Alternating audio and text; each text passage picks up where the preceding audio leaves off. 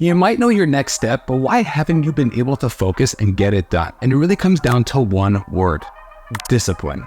In this video, I'm going to break down 5 levels of self-discipline that you can start to utilize to make sure that there's no doubt we are going to see success. If you're new to the channel, my name is Bennett Schwartz and I'm a high-performance coach, and I work with people both personally and professionally. If you're looking to live a richer life, make sure to hit the subscribe button down below. The first time I ever heard of this concept of discipline was a man by the name of Jim Rohn. You see, Mr. Rohn talks about all the different ideas that we're supposed to be doing, but he says that self-discipline is one of the most important character traits that we have to start to build. And there's so many different places that we can start, but understanding that this is going to be the one thing that we have to do in order to see success in any area of our life. And the first idea of discipline is to recognize that everything is really connected. You see, they tell a story of Kobe Bryant that one time he was in the middle of a basketball game and they were up by 1 point with a couple seconds left, and he ended up turning the ball over and lost the game for his team.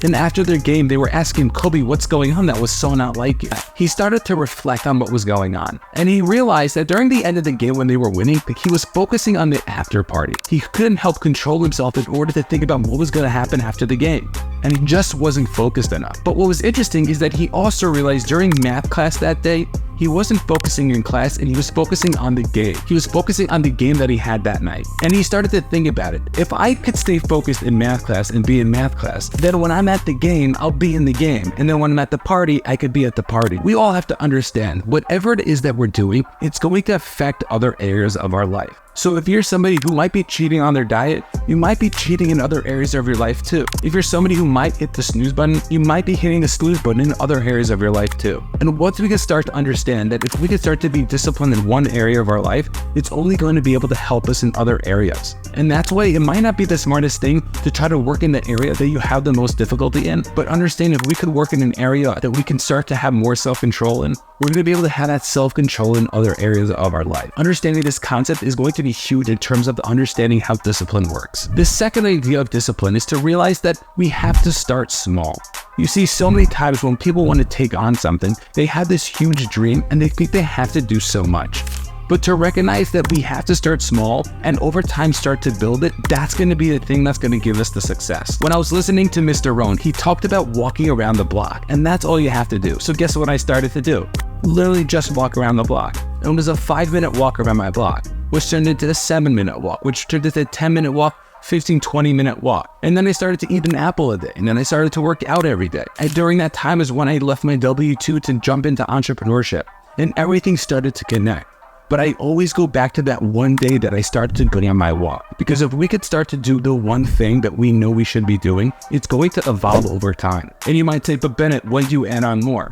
And the answer to that is you're going to know. Because there's going to be one day you're going to be on the walk and you're going to think to yourself, you know what, I should go out a little bit longer. Or maybe you're already walking and you know what, I'm going to start to eat healthier. And our bodies are going to tell us when we're ready to take the next step.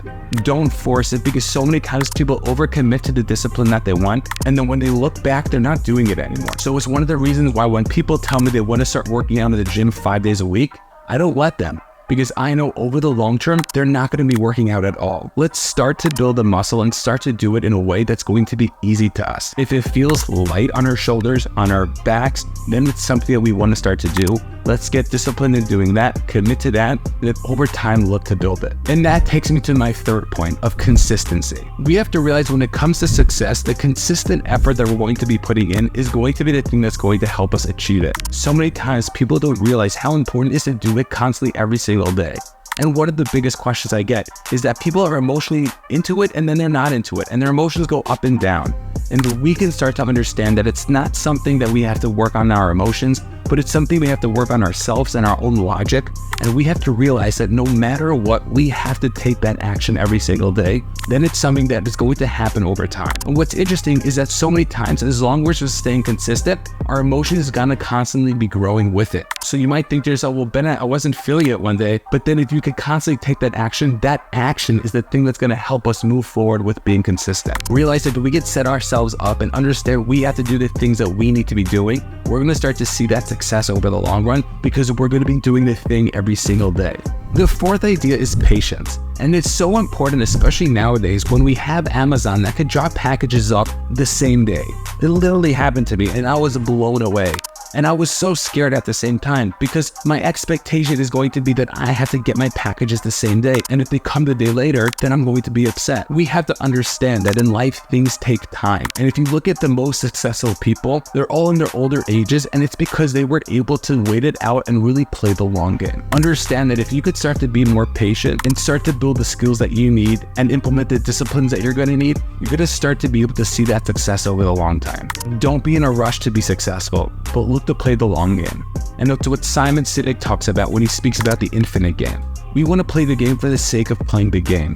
Stop thinking that you're playing this finite game and recognize that you want to be playing for the long run. So when it comes to your health, you don't need to be going to the gym 5 days a week. Recognize that if you could go to the gym 3 days a week, for the next 10 years, your life is going to be very different. Look to start small, look to be consistent, and by doing that, you're going to see the success over time. And the fifth and final idea about discipline is to make sure that we're getting rid of the distractions. You see, we all have things that just take our attention away from us, and we all have to know what those things are. So if we can start to recognize, you know what, I shouldn't be on my screen after 11 o'clock at night, or maybe there's certain apps that I shouldn't be on during the day. We all have things that are in our lives that are constantly trying to take our attention away from us.